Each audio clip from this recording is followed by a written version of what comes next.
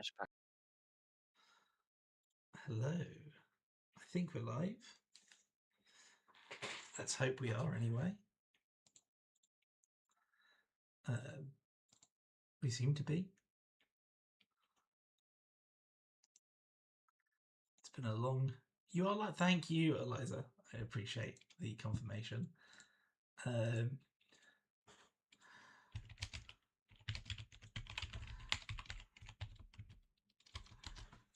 Okay. How's this round going? We've got just my report in agenda where Lovelace absolutely destroyed me with a fantastic infinite Spombo turn. I've got knightFromChess in the background. I'm a little quiet. All right, let me turn up my audio. Okay, my mic audio is on as much as it can go. Let's see. Oh, I should probably disconnect from this. Maybe see if I go on settings and see if I can increase it slightly. It's on 100%. Tell me when the next round gets paired, darling, while I'm working this out.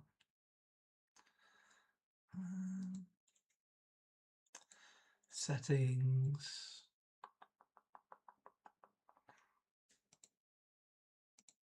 Let's see if I can just boost my microphone a bit.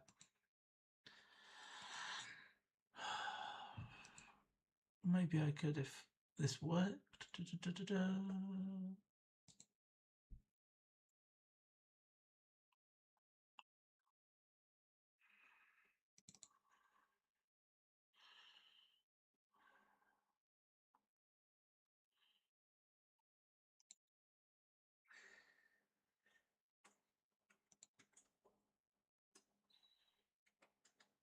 Here we go. I think I've boosted my... oh, it might be pitching a little bit now. But I've boosted the amount my phone... not my phone, my computer should be picking up my audio. So hopefully that works. How did your game go, darling? I lost. You lost? Oh. I was going to say, I mean, you did lose to Eternal Super League champion, Season 2 champion, OF 1515. Yes. What they got, Androp. What kind of Andy was it? Very reg. Reg Andy. You can't go wrong with Reg Andy, really. Yeah. Reg Andy? Oh no, mine's a slightly different flavour. That's quite a bit louder. Oh, is it too loud? Well, I can turn it down low on OBS. Cool. Oh. Yeah. Let me fiddle with it on OBS to try and stop it from peaking. It's probably easier to control it on OBS than it is to control it on my computer, which it looks like it should be peaking slightly less now. We're not going into the red as much.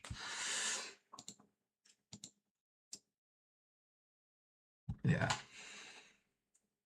Okay. But yeah, so we've got... Let's have a look at the stats for today's tournament. So we've got 3 sports medal, which I'm gonna take some personal thing for that I piloted sports in the ESL. Although I am aware at the very least that Lovelace's sports is a more traditional form of sports than the one that I played at ESL. So that was a... I'll put it to -10D, sure. So this one is a bit more like a that one's sort of infinite Spombo using new cards as well, VP cards, which was really nice to see. VP cards getting some display. So that was using what's called Hype Machine and Team Suppose to just create an infinite combo where you just keep chaining the agenda. Oh, and Arella Salvatore, our beloved, to chain agendas off the top. Just keep on installing and scoring them with sports. And that was very, very 6 nasty and completely got past my Tag Me Liza deck. Then we've got 2 IGs, which is always horrible to see. I hate IGs so much, but like it's a very reasonable Eternal deck. It just makes me personally suffer. CTM. You're on CTM, darling, aren't you? I am, yes. What flavour of CTM are you playing? I'm playing a fairly rushy flavour with like Cali testings. Okay, Cali testing. Cali. What is Cali testing? That's It's hype machine, but old. It's old hype machine. Yes. God, there's a lot of hype machine and Cali testing around then today. Yeah. And then we've got Ob, which is my nightmare. If I pair into this Ob, I will have an awful time and I will probably lose. You might score. Maybe, just maybe, I will like turn one, have a paparazzi in my hand. If I don't turn one, have paparazzi in my hand, I will lose. We've got 50% Crim, which is really fun to see. Take that, Methea. See, Crim is real and eternal. 3 Andys, which is sort of to be expected. Andy is such a fantastic, consistent ID. You put all the tech cards in it, and then like you have this really good broad attack on the meta, and you can usually face a large number of different archetypes that the corp can bring. And so Andy's always guaranteed to do relatively well. It can be difficult to like win every match as Andy. In my opinion, Andy tends to have sometimes slightly weaker on the sort of direct win condition. It's more about outplaying your opponent. Andy definitely relies on your skill as a runner quite a lot. Wiz, we all love Wiz. I assume it's going to be... okay, sure. It's still clipping a bit. I'll do that now. Let's turn that down to about there and turn the OBS one back up and see if that hits it a slightly better one. Thanks, Lucy. Oh, it looks we've still got one game going, so I've still got a moment to talk about this. Yes, so the Wiz is going to be your classic Clan Vengeance Wiz, I assume, which I love. I very nearly played that today. I was tossing up between Andy, Liza, and Wiz. In general, Wiz has got a pretty good line of attack into all of these on the left-hand side, so Wiz definitely was probably a correct meta choice. Looking at what is on the corp side, but you never really know. Granted, there's not much that Wiz is bad into, so... Nebula? Yeah, Nebula is very much like a skill check for the Wiz player and quite an aggressive one, but we've got no Nebula on the corp side. So I think Wiz almost definitely is the correct choice for today's tournament. Cavernessa Wu, with the death of Combo Wu, I think we have to assume that's probably a World Tree Wu or a really, 100 cards. Really cool one. It says slightly less than 100 card one. Is it? Have you faced it, darling? Yes, that was Mallory Lovelace. Oh, okay. Lovelace was on that. Fair enough. Then you've got Liza. That's my Liza.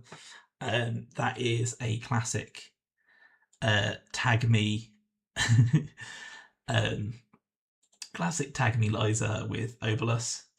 So you just infinite hand size, draw infinite cards, play, counter surveillance, and hopefully win. And then we've got a Val. What do we think the Val's doing then? Reg Anarch? Red Anarch, maybe? I usually prefer Max or Red Anarch, though.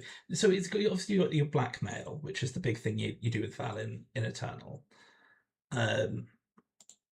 So assumedly, got blackmail. I don't know. See, Val is where my knowledge on Eternal is going to drop off slightly. I've looked at Val a couple of times, but I don't really understand how Val turns into winning, but people do it. So I guess we'll find out. I guess we will find out.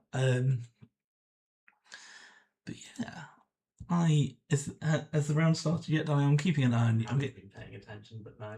No, okay, yeah. I'm going to let you tell me when that happens while I try and look through all of this. Pay slightly more attention then. So what's like missing that we might be expecting to see here? So we've got no CI, and I think after the the points list update, that's not surprising. I don't think CI is dead, so to speak, but it's definitely different. And I think that time to develop a different CI is one that Eternal players are going to have to go, sit down, theory craft, test, and I think there hasn't been quite enough Eternal going on to get there for that yet. No Asa. So we seem to be a sports rather than Asa today. So you got your Lakshmi Smart Fabrics. I thought we might see some of those Lakshmi decks playing around with Perfect Recall, which does some very similar things to Lakshmi. It's stronger in some ways, weaker in others. And also Flood. Yeah, I've been playing around with the idea of Flood Asa. I was planning on building it for today, but I got completely distracted and did not end up doing it. So never mind. So no Flood decks unless the other CTM players. CTM is one that I haven't seen pop up recently, so it's interesting to see two of. So obviously, Ben, you decided to play CTM today. I wonder who our other CTM player is. Let's look who it is. Our other CTM player is Human Kirby, who I don't actually know. But they've gone for Andy and CTM, which are two very classic decks. So I'm excited to see exactly what's going on there. I imagine it'll be just your normal asset spam CTM. Next round starting in a few minutes. Okay, I've got time to chat a little bit then. It's a former child. You played against that sports deck, didn't you, Dart? Yes, I'm pretty sure it's exactly your sports deck. So we think it's number Wang Sports. Yes. As I have decided to make it be known as. Okay. Oh, up now. Cool. Let's have a look. Pairings. Who am I up against? I'm up against you, darling. Classic. We literally cannot go a tournament without facing each other. Yes. Oh, hang on. Oh. I don't know if we're going to be repairing or something. Let's give that a second. No, just confusion. Never mind. We're not going to be repairing, I don't think. I'm running. You are, so I will make the thing. Oh, beat you to it. Oh, okay.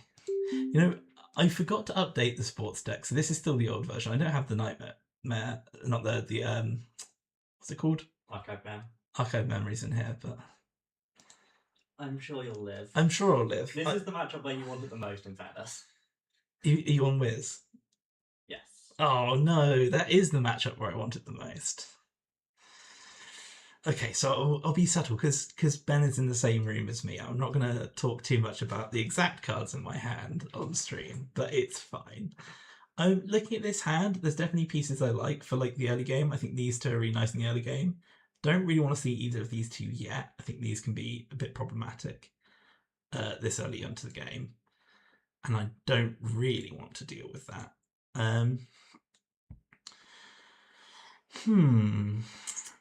I think this is going to be a definite mulligan. I think it's not enough. I want a piece of ice if I'm going to do what this hand is telling me to do. Simply top deck it. Simply top deck it. You're so right, darling. You absolutely have no reason to be telling me to simply top deck it. That's a better mulligan. Okay. Yeah, that's nice. Oh god, you've probably got a goddamn CV in hand, haven't you? But here we've got some turn 1 jammables, which we like. Turn 1 jammables is my favourite thing in the sports deck. If you have a slightly slow start, and if the runner can sort of get ahead of you, it can feel a bit sad. Ideal things to find in the first hand: Mega Pre, Hyperloop, Dupestad and Ice, Arella and Ice, especially a Meridian. If you can get a Dupestad, a Hyperloop and a Meridian, that's my favourite turn 1 jam. Literally just put those 3 on one server because, the Dupestad makes them feel like they have to run it because otherwise they're going to start taking core damage. They slam into the Meridian. They know they have to spend a bunch of credits thrashing the Dupestad. It's slightly less effective against Wiz. And then they're forced to just go, fine, I'll eat the Meridian, and by the time they've eaten the Meridian, you've basically won. That's a little tip for people playing into number Wang Sports. Never take the Meridian. Just bounce off, let me have the credits. Don't take the negative point. It will kill you in the long run. Okay. Time will begin in 1 minute. And so, Wiz, I'm going to assume this is our normal Wiz deck. Card for card. Card for card, yeah, okay. So I know what to expect here. Label face-up cards.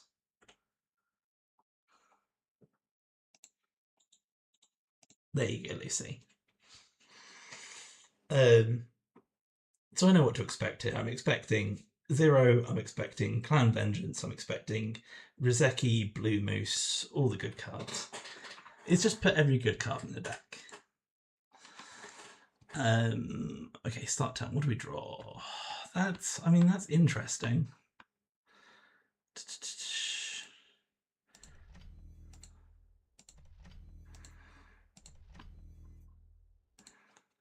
Oh, 0800, do we be jamming, you know? Okay, turn 1 employee strike 0. I can see why you kept that hand. It's definitely a very nice start. No CV though, at the very least. And I'm afraid you chose poorly.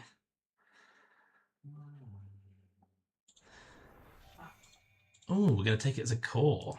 Very nice. Okay, I don't want this employee strike to stay around, so I'm just going to score this Hyperloop. So that's the other thing in Number Wang Sports is we don't have any what's it called? The thing that I just cleared, employee strike, currents. So we don't have any currents. So our way to beat currents is to just score an agenda 5 head, which, you know, is possibly easier said than done.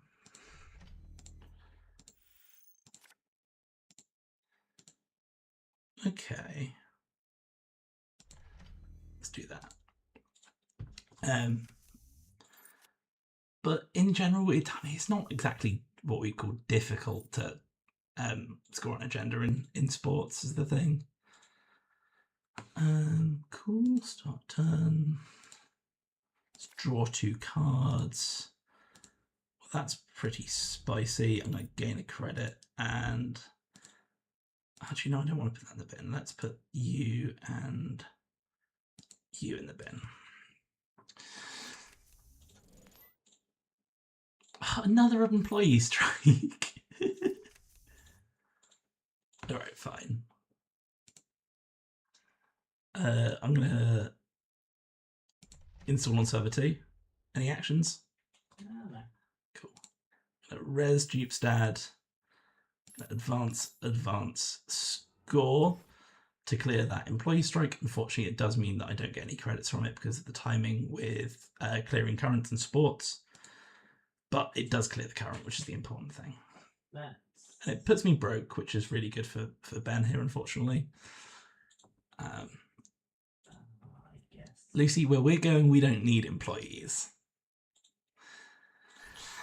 Yeah, so this is unfortunately just knightFromChess here just gets to just run riot and destroy everything I love. I'm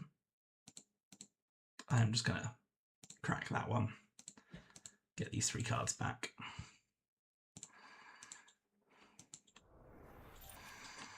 Not huge enough for counter Clan Vengeance there.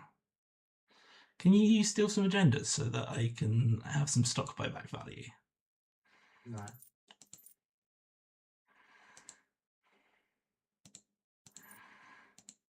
Fine. I'll just click for credits then.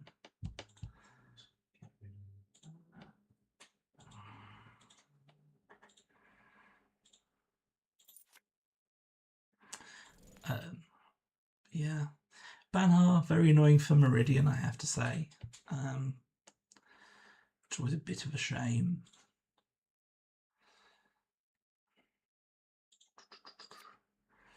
So we need to slow things down a little bit. The issue is we need some economy, and knightFromChess very cleverly isn't allowing us to have any economy, specifically by not actually interacting unless they really, really have to.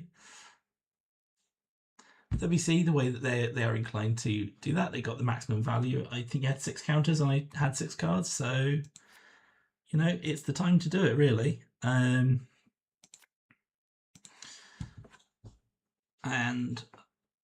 yeah, that's pretty brutal. So here, obviously, the thing that if Ben has an employee strike in hand, that could be pretty brutal. They're all in the bin. They all 3 of them in the bin? Yep. Ah, okay. So until you get a thingy, I'm safe from employee strike, which is nice. Well, there's the same old thing. That's annoying. I go server 2. I'm gonna res. I'm gonna go server 4. I'm gonna go server 4 and turn.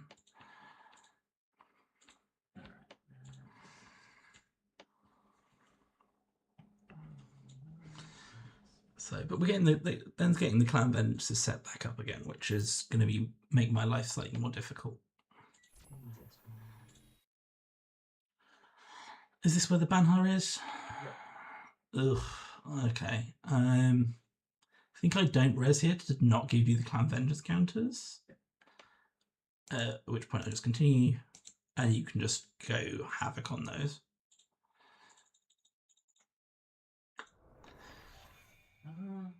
The question is, do you want to try and take on this Estelle? So what have you got for bin breakers in the bin? You've got Blockestra, you've got all three. Okay. I think I'm actually better off just doing this. Okay, so you take your levy. That's good. I mean, it gets your employee strikes back. Yep. And it gives you a bit more longevity.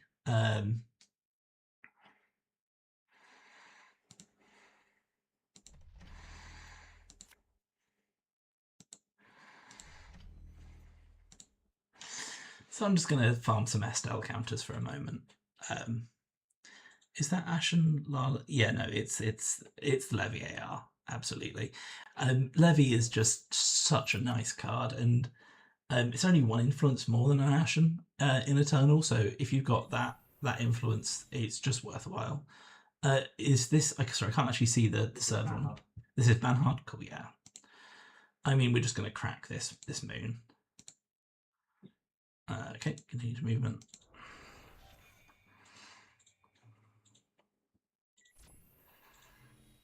Yeah, I mean, you can have an agenda. Would have liked some credits from that agenda, but you know, can't really complain. I have to say, folks at home, this is not exactly where I want to be in this game. But I don't think it's over yet, importantly. I think we need to score an agenda to get that employee strike down. So I'm going to have to just server 2 advance, score. Yep. Just because those employee strikes will just completely ruin our day.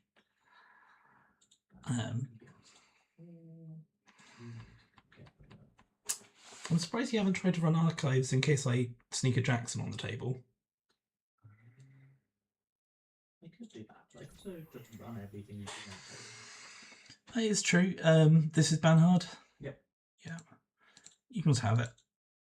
Okay, the clock is on, importantly.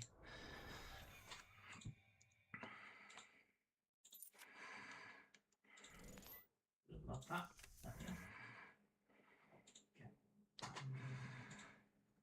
Okay, I'll start turn.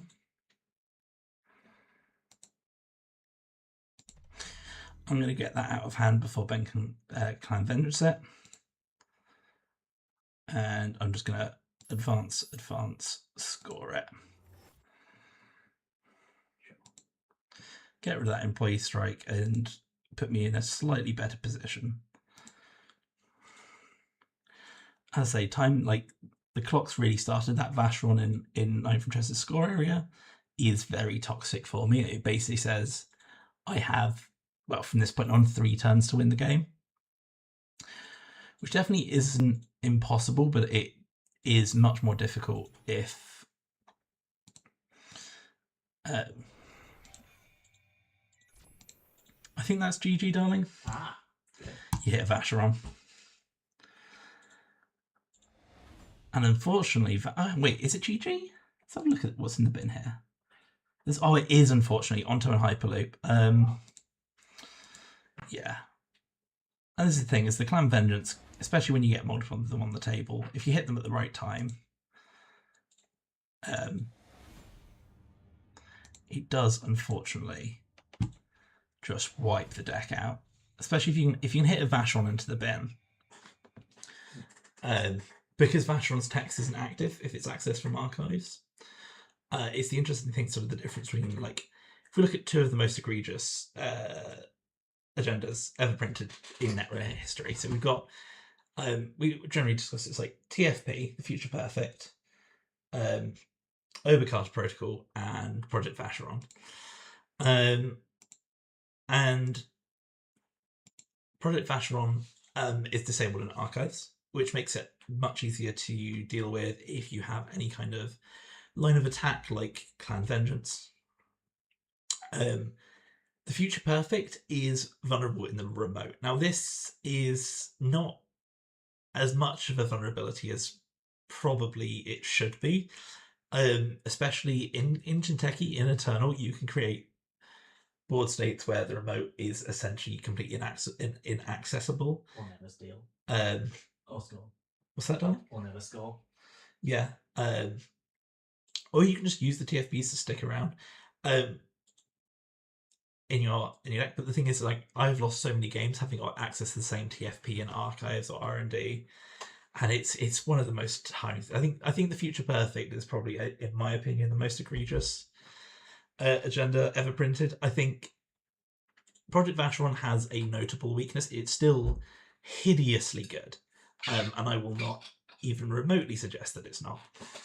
I think Oberkater, in my opinion, is slightly more egregious than Project Vacheron, because there are so many times you get to a game state where you don't have 4 cards left to steal Oberkater, and you look at your opponent and you probably just concede. The interesting one, and I think one of the reasons that actually Vacheron can be stronger than the other two, specifically, is with Film Critic. So notably, Project Vacheron's text is kind of weird. So when this agenda would be added to the runner's score area from anywhere except archives, instead it is added to their score area with 4 hosted agenda counters. Now, importantly, the wording on this does not care about the word steal. So while you can get around the Future Perfect and Oberkater Protocol using Film Critic, Project Vacheron doesn't. So there could be a very silly situation where you access Project Vacheron in archive, you decide to host it on your Film Critic because this has 2 paragraphs on it and you can't bother to read. I think, oh, well, I'll just add it to my agenda score area from Film Critic, and then suddenly it has the counters on it.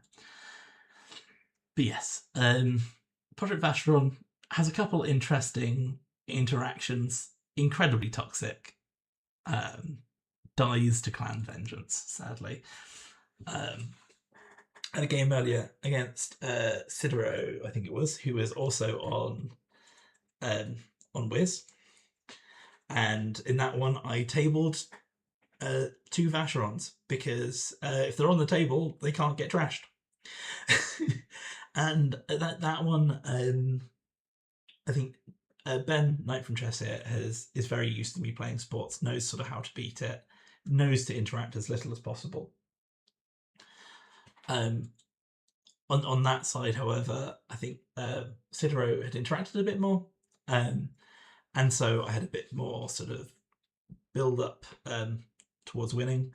And so I put the two Vacherons on the table because the idea is that no matter what, if they got stolen, I could probably win before they ticked down. Whereas if they'd managed to make their way into archives, I would have lost on that one. But I lost in the end anyway, through a medium lock using on R&D. Yeah, which is a shame. I'm not doing very well today. I'm on 0 wins so far, actually. Yeah. I'm not doing my best Eternal performance. But that's the way it goes sometimes. So we've got 2 games still going. We've got Sidero versus Relimer, and we've got 1515 versus Human Kirby. So let's see what they're on. So 1515 on IG. I'm gonna place a bet that that's probably combo IG, unless you know otherwise, Ben. I do not. You not? That's fair. In which case, I reckon it's probably combo IG. That was something that we saw in the Eternal Super League, which is where OF1515, I had a match against that deck, and it was an interesting one because I dug through a lot of that deck using counter surveillances. Once again, was withheld from winning by the same Future Perfect a painful number of times. I hate that agenda so much. Can we point the Future Perfect just for being miserable? No. No? Oh, okay, fine. But yeah, it's good fun. Sure. But yes, that was a really interesting IG combo decks. It's using some of the other most miserable cards ever to see print. So it had what's the upgrade? Nana Civic. Oh, and it's just using a bunch of these small end the run ice just to put them in face down in archives and just Nana Civic you forever. So there's nothing you can redo. Now, importantly, I had a lot of credits in that game, and had I had a Polop, I probably would have won. And since that game, I have put a Polop in my deck. Pinhole also would have worked. Truly, stop putting fun cards in your deck and slot some damn tech. I think is the lesson to learn from that one. Nan Civic, what a miserable card. Do you remember when that was legal in like Standard and Starter? I miss it. I don't.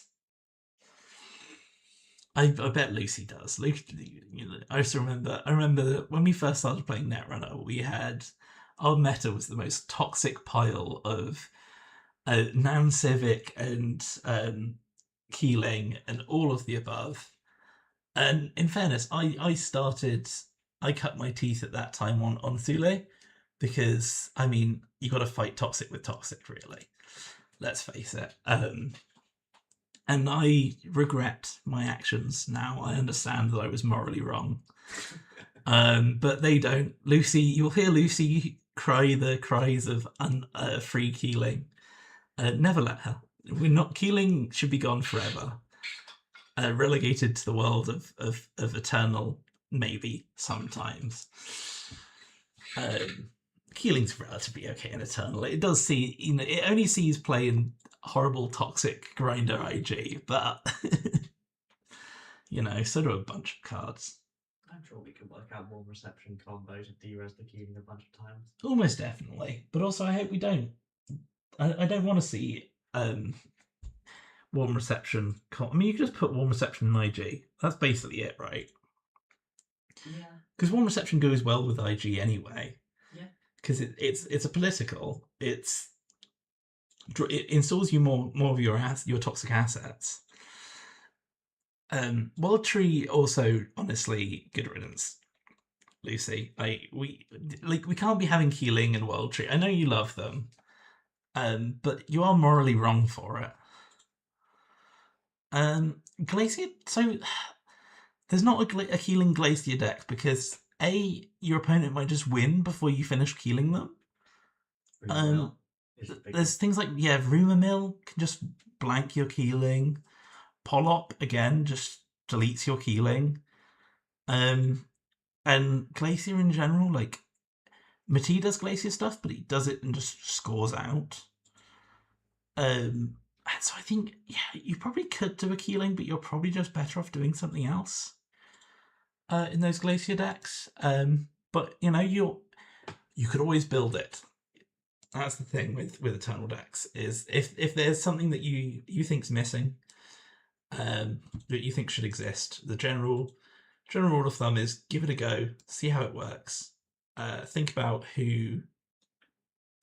what decks beat it is always, I think, an important thing to think about when building an Eternal deck. Like, what are your weaknesses? Think about how likely they are to show up, because in general, there's always going to be a deck that beats your deck. With CI, it was usually, Wiz/Essa. But then you had such a strong matchup in everyone else you didn't mind too much, which is why it's probably a good thing that CI has been nerfed. Even if it was my baby and I loved it, it never did anything wrong. Sports, again, has a bit of trouble into Wiz. It can still beat Wiz. The thing that really hurts Sports is if your opponent has any way to sell your fake agendas. I was playing it. I don't know if it was against you, Ben, or if it was against someone else who had the ability to sell stuff, and they just sold everything they stole and just made the relatively correct assertion that I don't have a win con if you don't have agendas in your score area. You know, rude but true.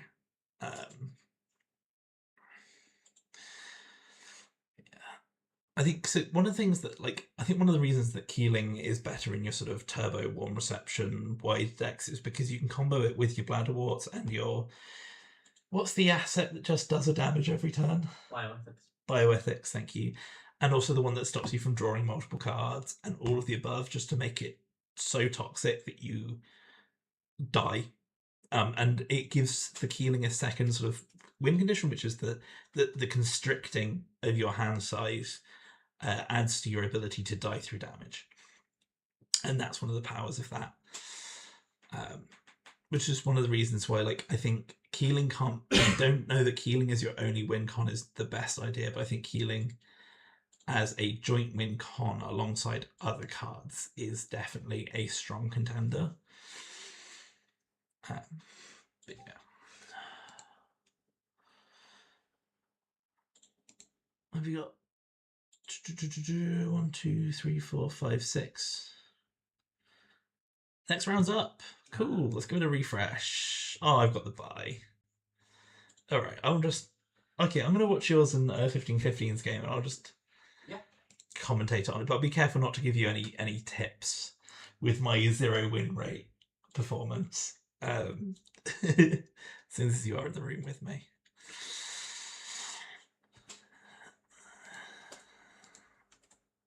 Yeah. So we'll do some stream commentary for a round. Just watching everyone open up.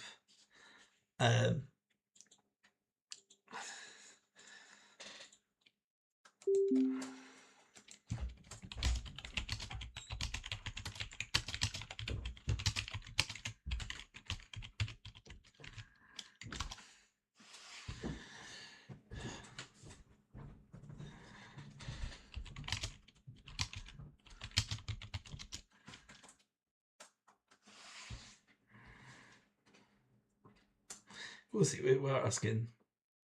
See if how 1515's feeling. Cool. Yeah. Okay. So we'll commentate on this. So here we have ESL Season 2 champion over 1515 versus ESL Season 2 4th place, knightFromChess. Don't say such things. We've got IG with the bite sleeves. That's a horrible sleeve to put on an IG deck. That's just menacing. And we've got Wiz. Now, generally, knightFromChess and I are of the stance that Wiz is actually quite good into IG.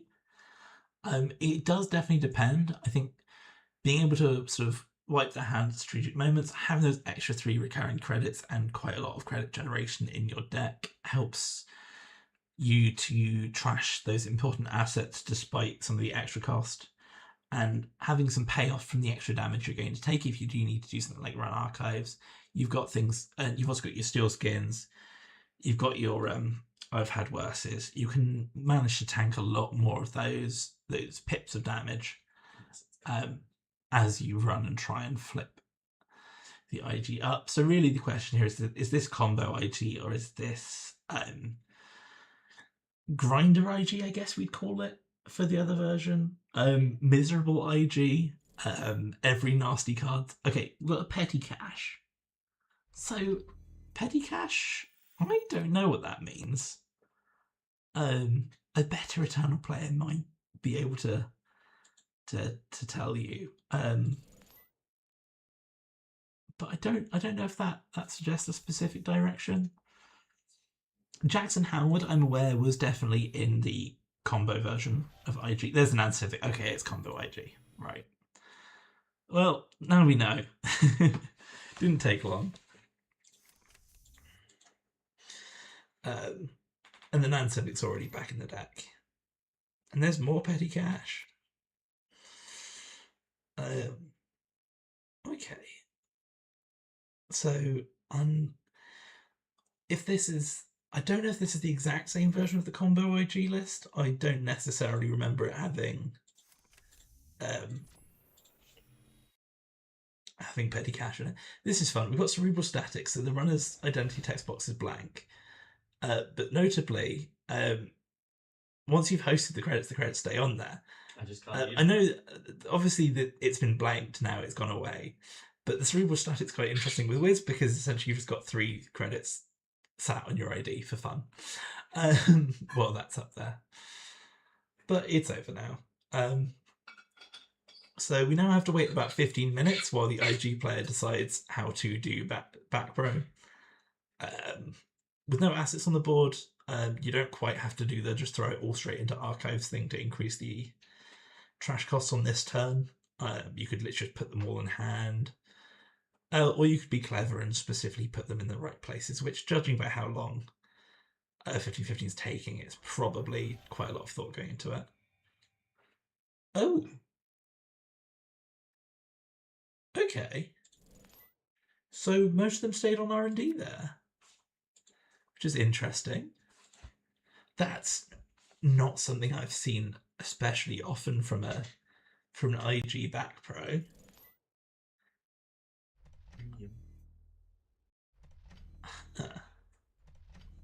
That is interesting. That has completely baffled me. Leaving them on the deck. Oh, you do have a medium on the table. Okay. I guess if you know that they're safe cards, or even if they're just full of horrible little pips of damage, then stopping you from running deep with the medium. So we do have a Genetics Pavilion. So that again is a card that you see in the sort of go wide IG. Another card on my list of cards that are miserable and shouldn't exist. Reading it, it seems relatively innocent. Runner cannot draw more than 2 cards during their turn.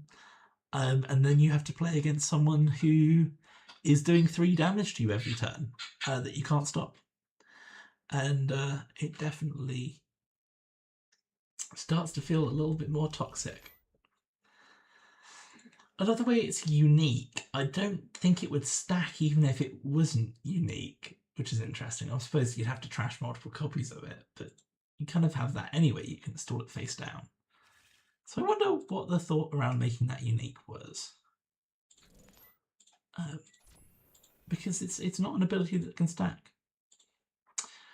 But here we go. Ben's doing a good amount of control on the board state, stopping this from getting out of control. So a medium running, seeing 2 cards, I suppose. And we have an employee strike. Okay. So we can trash for cheap, which is good. We trashed a cohort. Nice. Cohort's such a good card for IG. That was RWR really did just print a card straight into IG Eternal with Cohort. Okay, we've got Back Pro and Regenesis, so only one more agenda for knightFromChess to win here, which is going to be a little bit stressful for a 15-15. I'm going to hazard a guess that the agenda suite is probably 3 Back Pros, 3 Back Pros, 3 Future Perfects, and 2 Regenesis. Well, there we go. Straight up whizzed.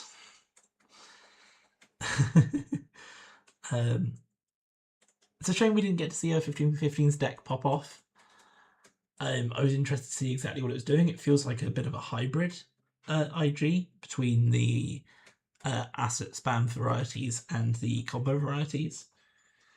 But unfortunately, knightFromChess is just the best to ever do it. 9 accesses. 9 accesses. That's the normal number of accesses for 7 points, for sure. On what is almost definitely an 8 agenda deck. Probably should have iced R&D, maybe. Yeah. Well done. Well done, Ben.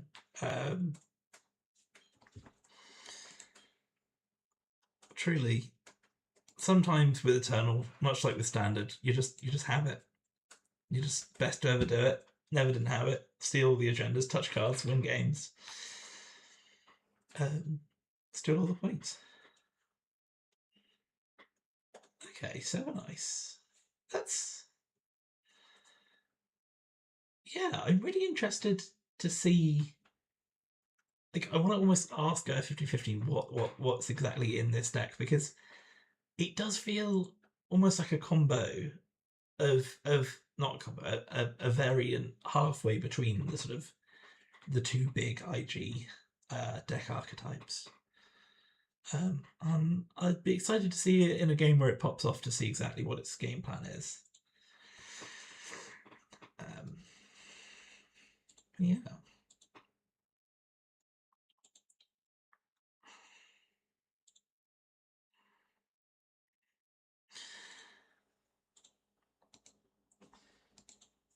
So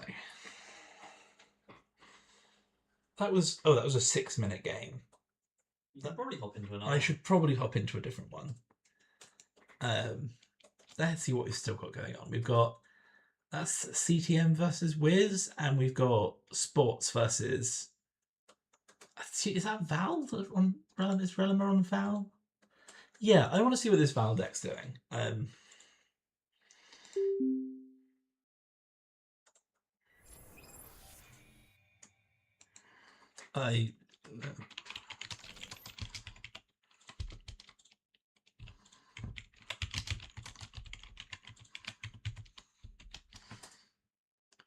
Just going to quickly ask if they're okay with me streaming and commentating this, but we'll just leave very quickly if not, because I do not have the tech skills to be able to check first.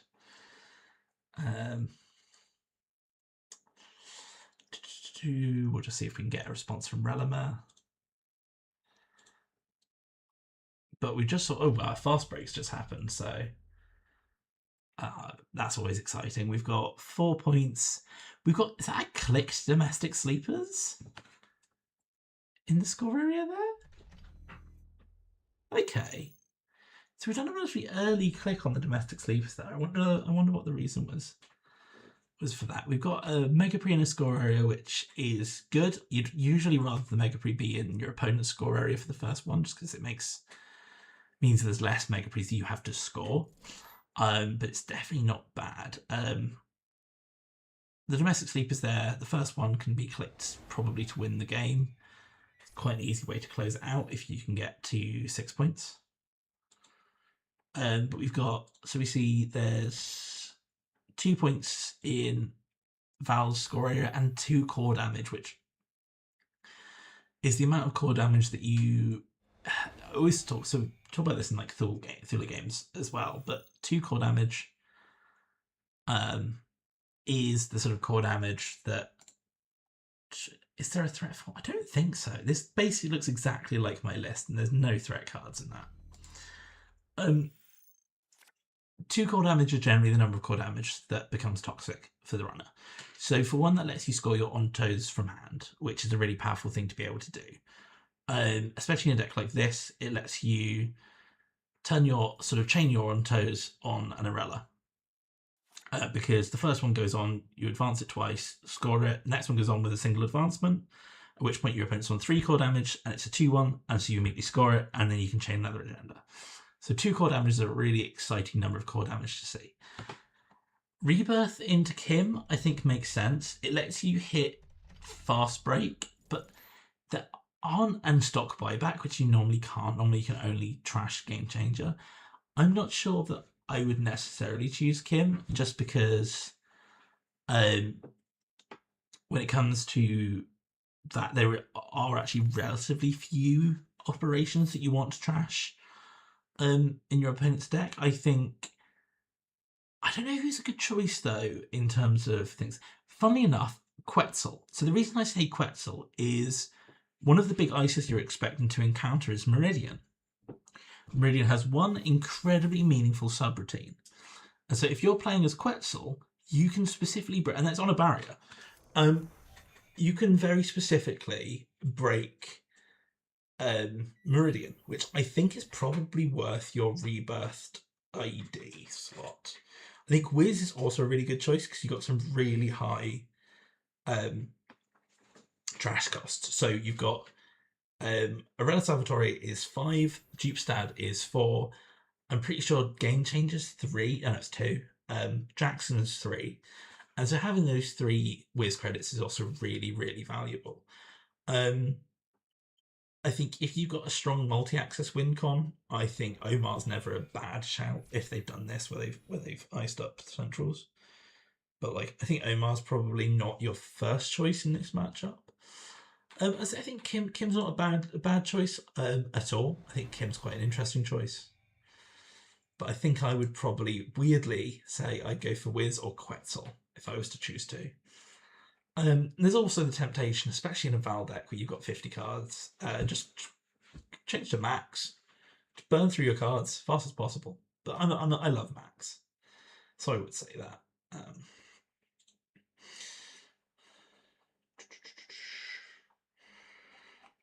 So we've got It's a Former Child currently having a bit of a think. So Relame here, he's got 5 points and he's on 1, 2, 3, 4, 5, 6 cards in the score area. Now that is a very good place for It's a Former Child. You can do a lot with 6 cards in your opponent's score area, and you can probably combo out in 1 turn, especially from 4 points here. If we've got a single Game Changer in hand, if we've just got enough Arella dupes, we don't really need dupe. We could do with dupe. Yeah, there's the Game Changer. This is probably it.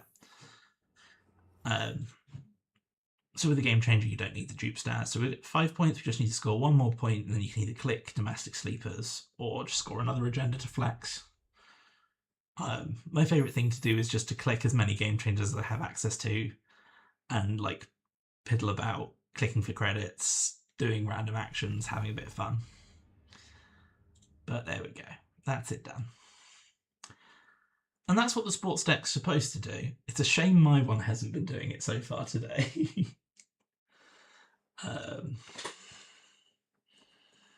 But it does look like this is essentially the sports deck that I piloted at ESL, which is really cool to see. Nice to see someone picking up on that. It looks like Table 2 is still going. I might see if we can take a look at their game.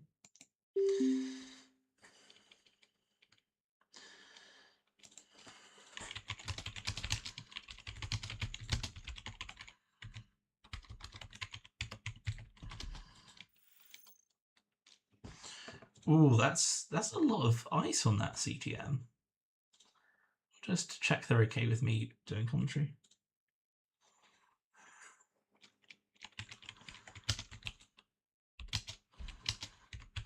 Cool.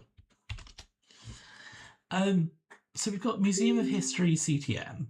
So that's going to assume that this is a over 50 card CTM.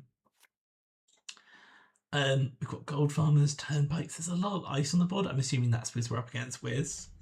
Maybe we were struggling to keep the assets on the table. I'm going to assume there's things like Senseis in this deck. Otherwise, I don't know what to actually expect. I've never actually played CTM in Eternal. But Wiz currently on 6 points. It's not a great place for the Corp to be in, unfortunately. Do you know much about Eternal CTM, Ben? There's a few flavours. Basically, you can be more miserable with stuff like Amani, or you can be more fast and just kind of trying to score out quickly, chaining Astros. Okay. And like, I think there's... We're seeing SSL and Degree Mill, so I'm not sure if we're going to be seeing the sort of Astro script, fast advancey style. That's probably Boom Kill then. So you reckon this is Boom Kill deck? So where you tag them and you just play a boom. Yeah. So that's something we've seen a lot out of Nebula recently, and it did really well initially. Oh, sorry. In Nebula, I know Ace Empress and Mezzy both took that to several tournaments after they built it and did really very well. I remember Ace Empress won. Was it? Did Ace Empress? Did Faye win the off Meta Month Eternal with that? I think they did, didn't they? I think so. Yeah. And so that's sort of a similar style. Yeah, it was his Sensi Actors Union. Didn't get a chance to pop off, which is a shame. Although we're seeing Wiz currently on 0 credits, which is a sad state. There is a Blue Moose, so realistically that's actually 2 credits as of next turn. And Desperado if they run something. That's 3 credits. And with the 3 hosted credits on Wiz, that's enough to run, trash something, and clear the tag. I feel like ideally you want to be beating the trace rather than clearing the tag if you can help it, just for action economy. But currently, you know, we're not seeing that many threats hit the table, so you can probably take it a bit slower. Turnpike, what's the wording on Turnpike again? When the runner encounters Turnpike, they lose a credit. Trace 5 if successful, give the runner a tag. Okay, so it is permeable. It's painful as well, though, because taking that tag... So if you run through that and trash something, you're taking the tag for trashing, because you can't beat the trace currently. You're taking the tag off the Turnpike. So that's 2 tags, meaning you need 4 credits to just clear those tags afterwards. Okay, we're going for it. So we're losing credit. Yeah, with the fact that you're losing the credit, you can't even get your proper Blue Moose credits. And it's a daily business show. You know, I always forget about daily business show, because I haven't seen it, obviously, since System Update. What on earth does it do? First time each turn you would draw any number of cards. Increase the number of cards you will draw by 1. When you draw those cards, add one of them to the bottom of our... Right, it's Corp Class Act. I get it. And so that combos quite nicely with Sensi Actors Union, which is when your turn begins, you may draw 3 cards. If you do add 1 from HQ to the bottom of R&D, so what you'd actually be doing here is drawing 4 cards, bottoming 2. So you basically get double Class Act. And then with Museum of History, you're constantly shuffling your deck as well, which is quite nice for that. I think Museum of History you have to manually trigger each turn, don't you? Yeah. I remember that being an awkward one. I wonder if Human Kirby's aware of that fact. Because that's sort of one of the things with Eternal is that sometimes you have to know the tricks of getting your cards to work with JNet. As time's gone on, more things have got automated on JNet. I still remember when we first started playing, there was a lot more you had to do manually. And so, especially if you're newer, you might not realise that you need to be clicking that button. But yeah, this... So, Sidero on this Wiz deck, I'm going to take a look at the heap, see if this looks like just the generic... It does look like the generic Wiz deck. So I think getting a medium and trying to create like a medium lock on R&D just to get that last point you need is probably one of your strongest strategies you've got right now as Wiz. I wouldn't hate checking archives at some point as well, just to make sure there's no secret agenda in there that's planning on getting museumed. When is the museum time window? When your turn begins. Yeah. But what have we got? What's this one? Is it another Sensi? It's a Munbird. That's Munbird City Hall. Search R&D for an alliance card. Okay. What alliance cards are we expecting to see? Consulting visit. Consulting visit, which then tutors you your boom. Yes. Right, yes, of course. So this almost definitely is boom. Boom combo kill CTM. Again, like I can see the desire for CTM. It's a very toxic ID. It does some good asset stuff. I do like that specific combo out of Nebula though. I think it's got a really tight and succinct game plan.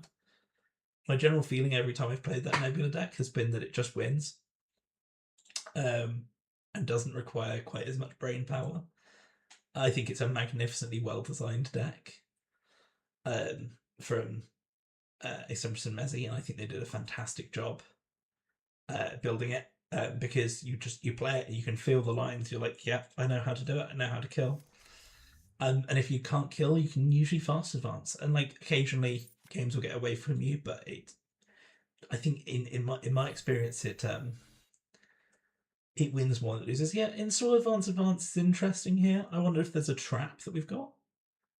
There is a Faust. That's nasty. Can we? What can we get through? I can never remember the numbers on Faust. Yeah, we can just kind of eat through Gold Farmer, can't we? Because it's just lose credit, which doesn't matter if you have credits or not. 0 credits to break. So unless this is a trap, we're pretty much sold here. There's one situation, it's a Bologna. Yeah, Bologna. I said it just before I saw it. I was like, oh no, I bet this is a Bologna. So Human Kirby's just kind of got that. There's nothing that Citaro can do to get 5 credits and get back through Gold Farmer. That's okay. I think 1 Bologna does not a game end. Mean. So we'll see what happens with that. So he acts as a close accounts. Yeah, that's another very brutal card. Works well with the whole package, really. But there's a Bologna scored. So we know now that if we want to get our last point, there's a good chance we need 5 credits to do so. Which, the Wiz deck tends to be quite rich. It's having a bit of trouble at the moment. Doesn't necessarily mean that it can't get back up there. Got a same old thing down. So what are our same old thing targets in the bin? We've got same old thing for Levy. Is probably it, to be honest. We can... Yeah, it's basically the same old thing for Levy. The medium's in the bin, that's a painful one. So same old thing for Levy to get that up soon would probably be helpful. We just get this Clan Vengeance up and we try and ping an agenda out of hand and then access archives. We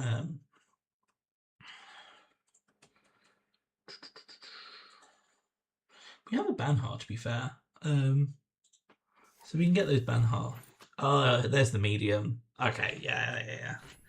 Although again, I think we want to have 5 credits if we're doing this. Because there's nothing worse than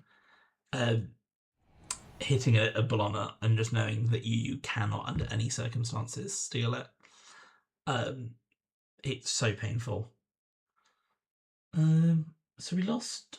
Oh, I was like, why didn't we draw off that I've had worse? We were out of deck. But it doesn't matter. There's an SSL. Wiz just gets it. I wonder what the agenda suite on it is here. So if we're on 50, probably 54 cards. So that's 59 lets you do the top. 59. What's that?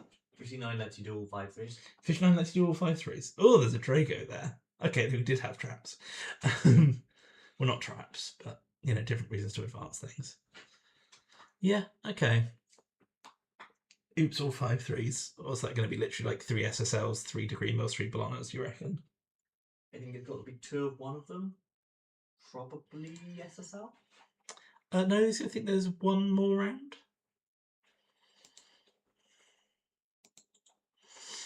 That was a good game there. Let's have a look, see what's happening. So these rounds have been quite quick. In general, Eternal tends to be very fast, except for when it isn't, and that is extremely rare. However, if you watch the ESL Season 2, you will note there was a game that myself and I'm just completely failing on people's names right now.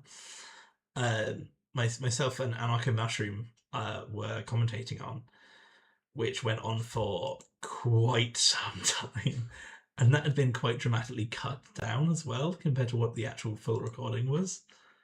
So that was quite something. So usually, like Eternal games, I find are between like 10 and 30 minutes at max. But sometimes there's a 70-minute game of Eternal where each player is just grinding out to find the smallest piece of advantage over their opponent. Last round is up.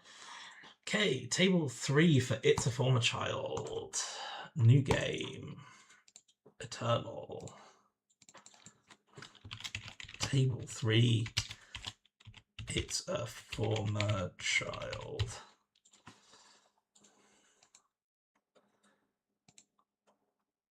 Corp. That's number 1. Oh, wait a sec. What's gone wrong?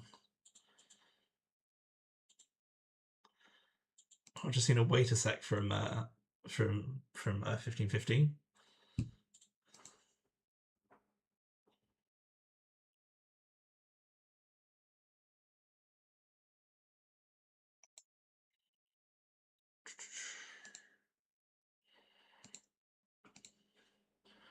What's going on?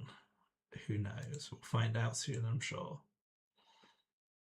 Come on. Okay, 1515 is typing.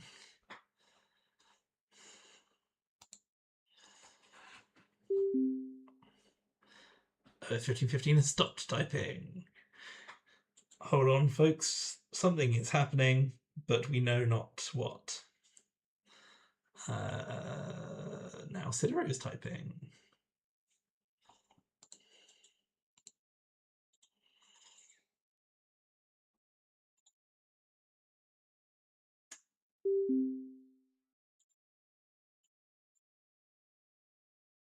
There it is. So, sorry, there is I have no idea what's going on here.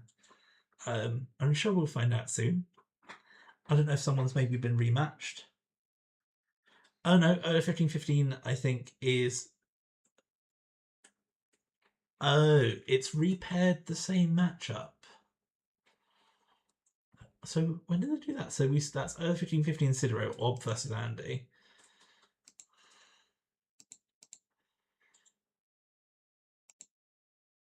Was that round 1 maybe? Oh yeah, so it has. It's fully rematched.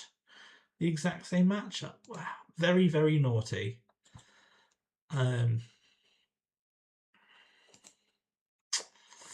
Of Cobra there. Let's refresh. So let's see. We'll let Sidero quickly manual pair it. So that's interesting because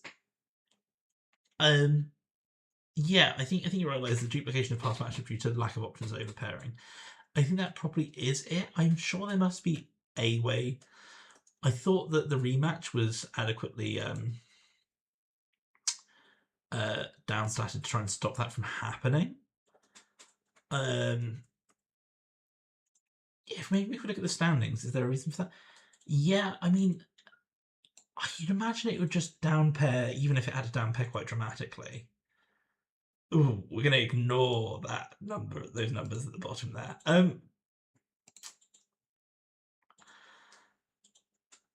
But it is a bit strange.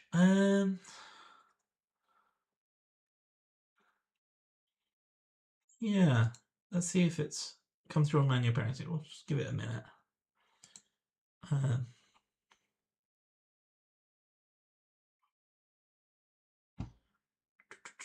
It doesn't look like the manual pairings have been changed yet, because that's still the same match.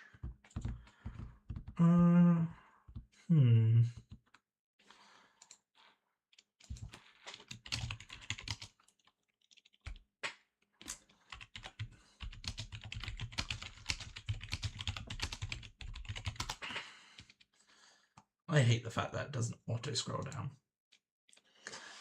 JNet devs, get on that. Don't really, I'm sure you have much more important things to be doing with your lives. Yeah. Has it refreshed yet? Okay. Well, now the only pairing is me versus 1515. Good. So that's fun.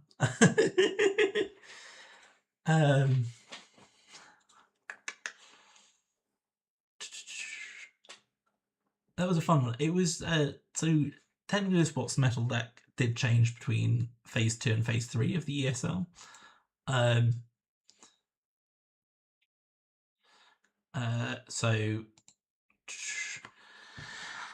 yes, but in phase 2, 1515 was the only person to defeat it in that round, which was fun. It was a slightly weaker version of the deck because it was teching for combo woo. Notably, no one was playing Combo Woo in that phase. Mostly, I think, because everyone had teched against it, and so you're kind of in this prisoner's dilemma with everyone about whether or not you tech or not. And then, thankfully, by phase 3, it was banned out, so it didn't matter. I liked that deck. You liked the Combo Woo deck, did you? Did you like it being played against you? It was alright. I was playing with team most of the time. Combo Woo is quite possibly the most miserable runner deck ever conceived of. It's fun. I never got to play the keyhole version. But the thing with the deck is that it can win on round 3 and then, like, it doesn't let your opponent have a round after that. I'm not saying it was right to let it keep existing. I'm just saying I miss it. Well, you're allowed to miss things that are bad, you know? I miss all sorts of things. Like, I'm trying to think of a good example here. I miss having Netflix, honestly. Netflix was bad. That's fair. It's an evil mega corporation. But I do miss it. I thought you were going to go for a Netrunner related thing. Yeah, I mean, I miss Amani. I miss sports. Yeah. I miss, what else do I miss? That was your big one, Amani Sports. Yeah, it was just kind of Amani Sports. I really enjoyed Amani Sports. It was a uniquely beautiful flavour of toxic HB. I think it's taking a while for us to get these manual pairings sorted out. I think 1515 is working it out, but it's going to take a second. So we'll have a chill out in stream while we're figuring that out.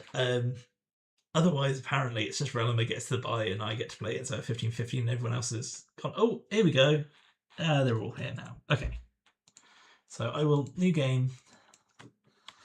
Table 1. OF 1515. Corp. Standard Eternal. We're playing Eternal. Create. That's number 1. So I had a few people I noticed in a stream at one point for the ESL ask why I said that's Numberwang and ask what Numberwang is. Numberwang is a reference to a sketch comedy show from the UK called, I'm not doing well with names today, the Mitchell and Webb show. And it's a very ridiculous, slightly surreal sketch about a made-up game show where the contestants are basically just saying numbers, random numbers at each other, and one of them wins. There's a bit more to it than that, obviously. But the idea is that in this sports deck, you're essentially just throwing random numbers at your opponent until you win. The idea that they have 10 agendas in their score area, 0 points. Could you check that you're playing the side you played last? And not a matchup you played before. I think. Did we play runner or? Well, I got a bye, so it doesn't matter for me. I am runner favoured, so yeah.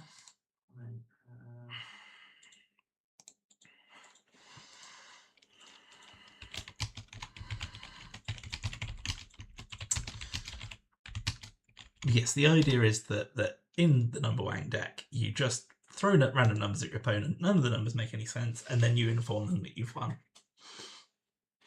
And that's why that's Numberwang. I highly recommend people look up the sketch. That's Numberwang. It's, I think, my favourite Mitchell and Webb sketch because I enjoy the absurdism. And then you'll get the reference as well.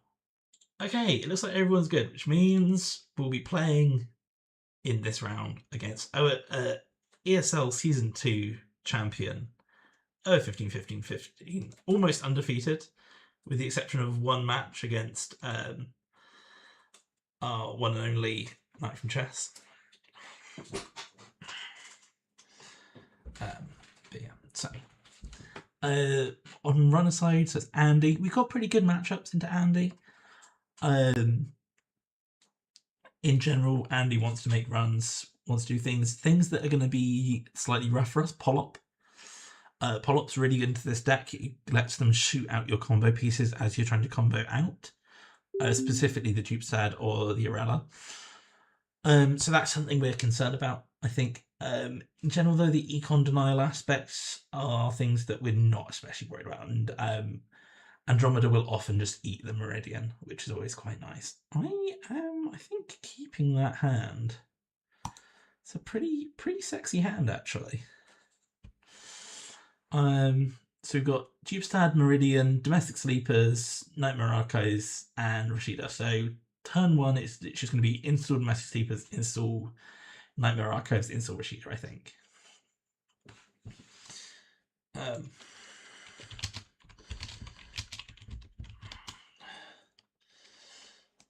Okay, start turn. Let's go for it. So, we've got Elvigal as well. That's good. We'll try and set up that the turn after. So just new remote, new remote, new remote.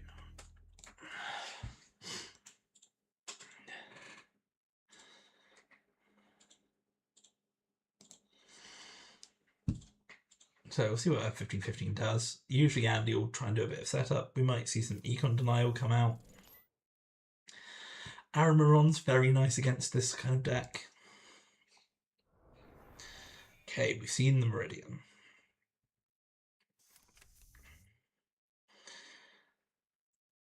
Oh, wrong choice, I'm afraid. 15-15. You have touched Nightmare Archives. I love Nightmare Archives. What a toxic little card. And we take the core damage. What do we lose? We lose a Boomerang. That's really nice because Boomerang works quite well into Meridian. Okay, let's get this Rashida show on the road. Turn, mandatory draw. Yep. Okay, yep. So what we're going to do, we're just going to set up. We're actually not going to put the agenda in it yet because we've got some agendas we can score from hand. We've got an Elvigal. So we're just going to set up the remote and hope that we don't get econ denialed. If we do get econ denialed, we can probably pull out from underneath it relatively well. And currently, 15-15 doesn't really have the economy to contest this. We're seeing a run on the Domestic Sleepers. So that's really nice for me because I can turn that into the credits that I really need to pull off this little 3-card combo. We see a Maron draw, probably to try and find either some econ denial or a way into this server. But again, we're going to need to see some more credits available to make that worthwhile. So Dupestad and Arella, that's 6 credits to res. Now I just need to 15 not to hit the Elvigal. And it's fine. They hit the Fairchild, which is a nasty, nasty piece of ice. It's a very early medium. Immediately into a Nightmare Archive. That's rough, buddy. So already a 15-15 on 2 agendas in score area, -1 point. Which is a really healthy position for us to be in. We probably have to ask ourselves a question here, which is how rushy do we want to play this versus how much do we want to try and make sure that 15-15 doesn't medium lock us. So I think realistically we have to FC3 R&D. I think I will put the Elvigal.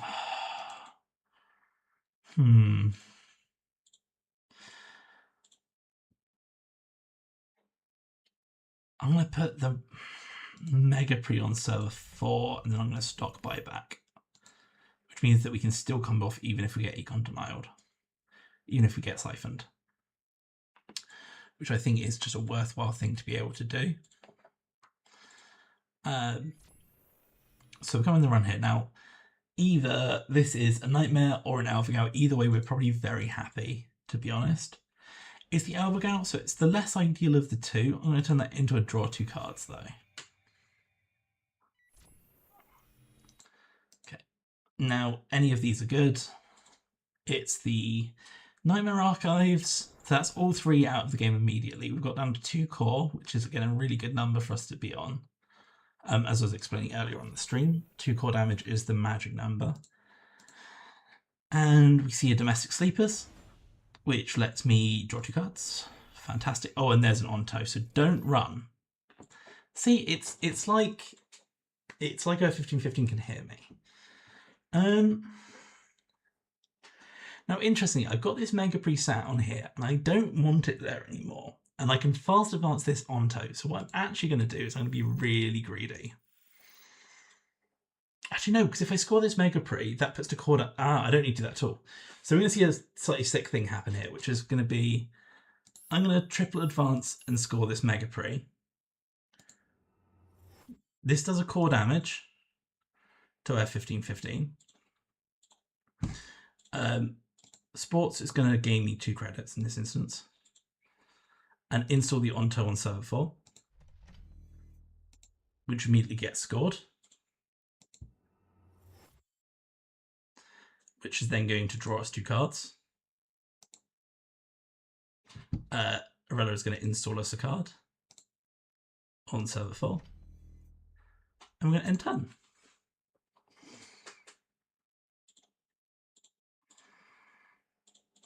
And now O1515 is in a pretty bad spot.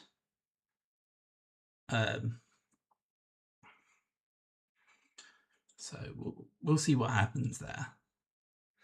The main sort of thing that O1515's got to contend with here is that on 4 core damage, there's a good chance that if they don't contest server 4, they might just die from core. Because we already see there's an agenda in here. We're happy if here they hit the Cyberdex or the Vacheron. We're not super happy about... They can't really do anything with the fast break. The Jackson would be annoying. So they hit the Jackson, but choose not to trash it. Instead, choosing out assumably what they need to beat Meridian, which is Paperclip, so they can get in here and deal with this server, which I think is almost definitely the correct thing for them to do in this instance. So I will res Meridian and say, if you're going to have it, you have to have it. It's broken.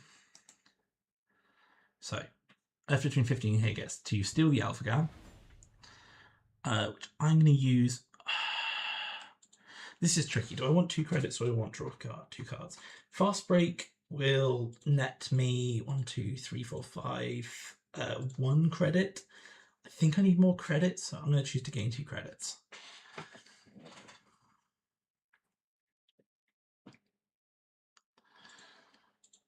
But that was a trickier decision to make there. I think that's the thing, the interesting thing with the sports deck is quite often choosing between the credits and the card draw is very difficult. And there should usually be a correct choice. I think this blows 1515 out quite a bit. So we just get to res FC3 and it puts us down to like no credits, but at the same time, that's pretty brutal.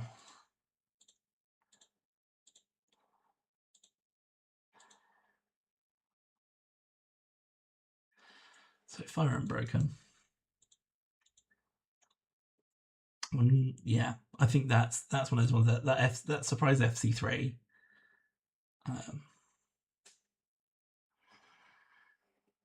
Now the question here, I think we just end the run. Well, we could do a core damage and put F15 down to hand size 0. I think we're going to just be slightly more core. They're only going to see 3 cards.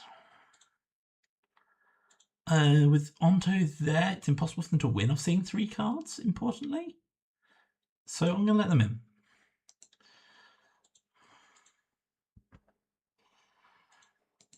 And that was possibly greedy of me. I'll see if I get punished for it or not. I hope we don't. So we see the run onto R&D. Desperado getting a credit. Breach R&D. And I'm kind of hoping they see an agenda here because it gives me a bit of forward tempo. There we go. That's exactly this. Hyperloop is pretty much perfect. I'm going to draw 2 cards. Okay, so importantly, this put me up to 4 credits, which put me up to fast break money. And fast break lets us install our combo pieces, which is good. So let's see if we can fast break out this turn. So we're going to do that. We'll draw all 6 cards and see what we've got. We've got a Domestic Sleepers, which is one that we can score immediately. We've got a Dupestad, which is good. We didn't draw into a Game Changer, which is what I was hoping for.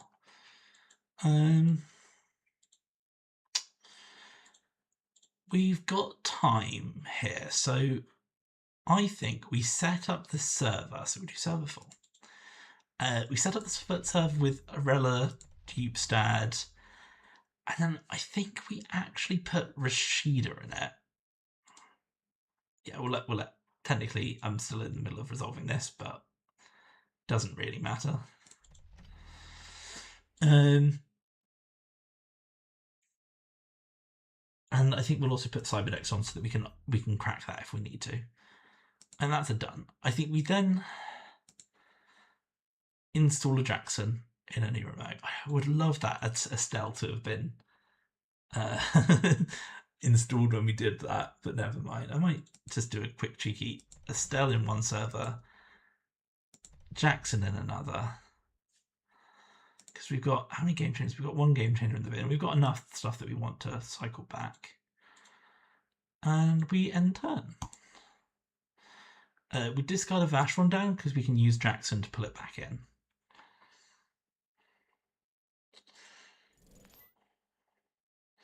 So I have a timing window question.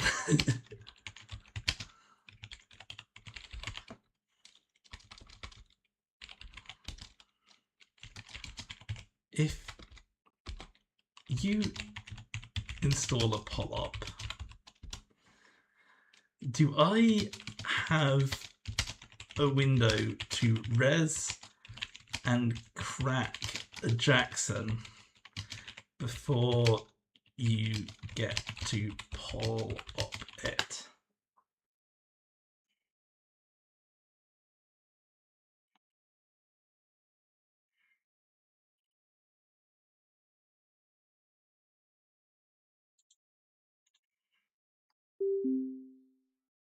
Okay, yeah, so what I'm going to do is, before anything else happens, so I do have a window after the run.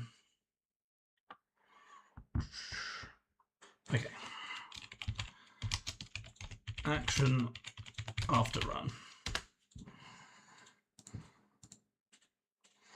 Just because, like, pull-up is basically my nightmare.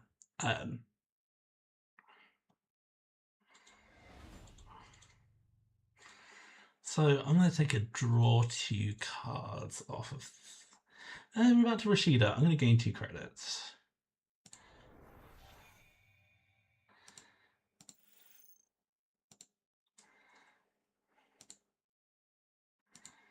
I'm going to shuffle those 3 back in. Just because, like, and like, it might be that Earth 1515 doesn't have pull-up in hand, and like, it's quite likely that's the case. But the extent to which pull-up blows us out is so high that unfortunately it's not a risk we can take. Okay, so we won't get our sports trigger off the steel here, but it was just Nestal, so it doesn't matter. Sure, you can go trash that Estelle. It's fine.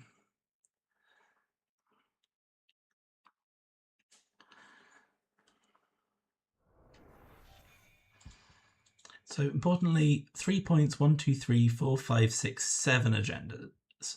So we're in a really good situation for both Game Changer and Fast Break. If we can get either of those, we can probably win. So hopefully we can get some of those.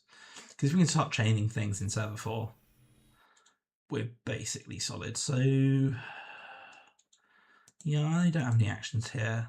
F1515 can use a lot of their credits, and they're going to see, unfortunately, no agendas, but they are going to get the Rashida, which is annoying for us. No money, no good. Yeah, no, that makes sense. That is ideal. It means we get to Rashida. Like, that's absolutely fantastic. Because we really need that Rashida to pop off.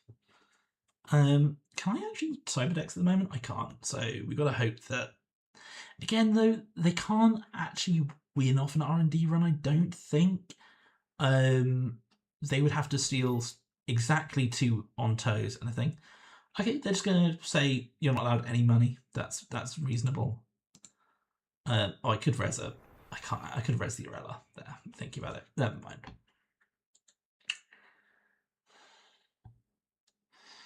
Okay, let's res Rashida. Start turn. Mandatory draw. Okay, so 3 credits is really not many credits, is the problem.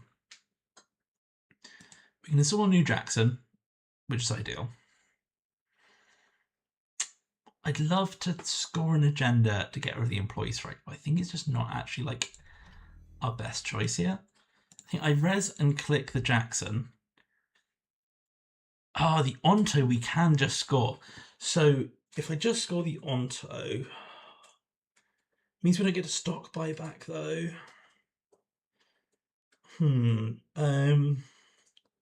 Oh, scoring Onto puts OF15 Fiends 15 to -1 point, -1 hand size, and no realistic way to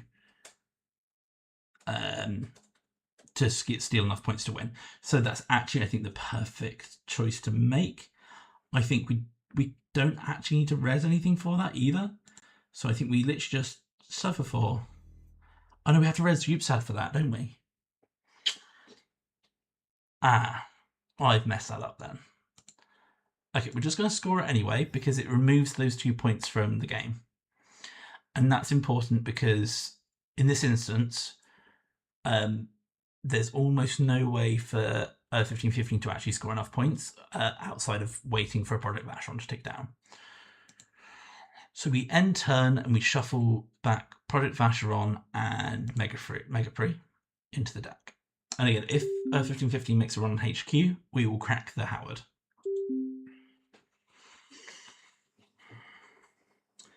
And so I've messed up a couple of the lines slightly here, but I think we've pulled it through by just removing enough points from the game. And forcing those 3 early nightmare hits were really good for us. They made sure that it was very difficult for F15-15 to actually get around some of the more toxic aspects of this deck. And like that is a lot of econ, and that's going to be problematic for us. I'm just going to say, you know, I'm just going to crack the Jackson now to shuffle that, and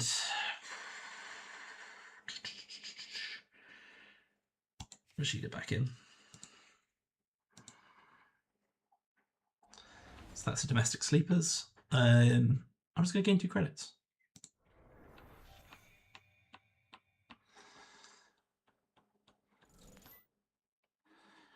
Okay, this time I'm not going to take this siphon. We're just going to res Arella. I'm going to res Cyberdex.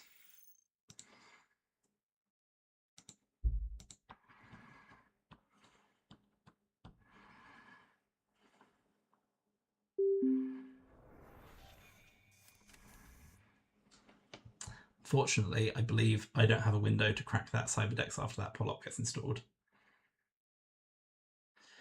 But I didn't pop it after the first run on HQ. I'm not going to pop it there. I think that would be unfair, realistically. So I think O15-15 is giving me the action window. But I think if I didn't pop the Cyberdex after the first run on HQ, oh, okay, we're just doing this differently. We're not getting the pull-up. That's interesting. So in this case, I just let 15-15 access the Cyberdex.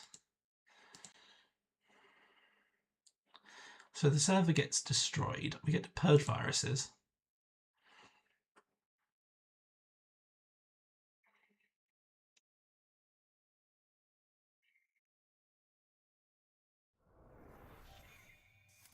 But not getting rid of the dupe stat, which is interesting. Okay, well, we've got the poll up. Right.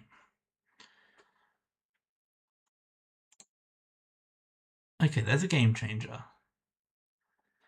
We're just going to draw, credit, stock buyback. Take it nice and easy, nice and calm.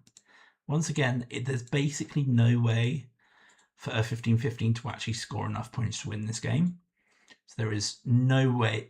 We're in no rush. We want to take this slow.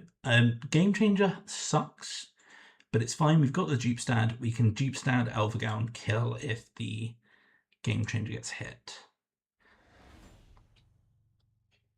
That's annoying. What do I do here? Do I just gain 2 credits? So I don't really want to draw any more cards because that possibly just draws the cards that I want. I've got the fast break to draw them, and fast break 15-15 has no way to get rid of. So I'm going to gain 2 credits.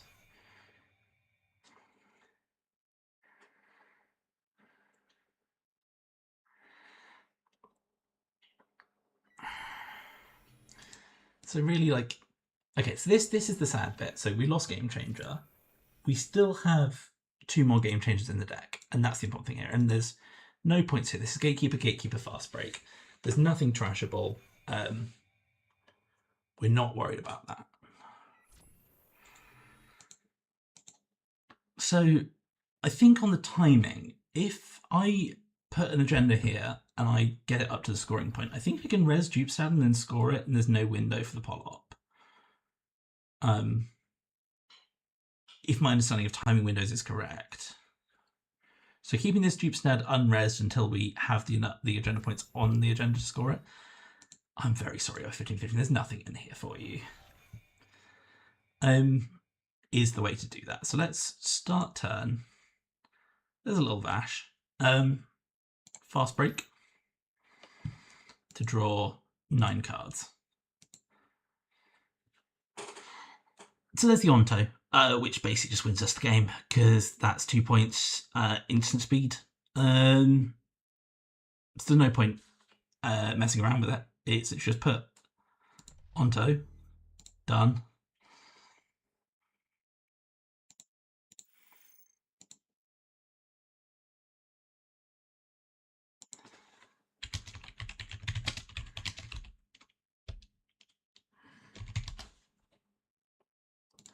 Score. And that's number 1. Resing the deep stand is rude. Unfortunately, a few turns back, there just wasn't the non-Vash points left in the deck to steal a win.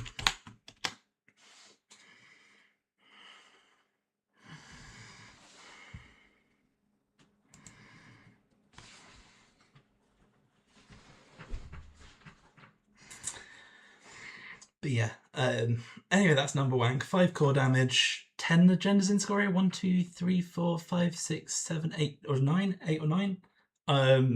4 points. 2 clicks left over, 27 credits. I hope you've enjoyed number 1, and I hope you've enjoyed our 15-15's I Miss ESL Sundays tournament. It's been a lot of fun to play some ESL again. Yeah.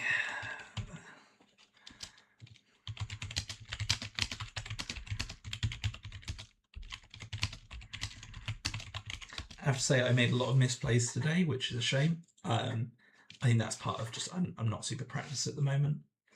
I need to get back into playing some more Eternal. I think that's one thing that the ESL did very well for me. It gave me lots of practice.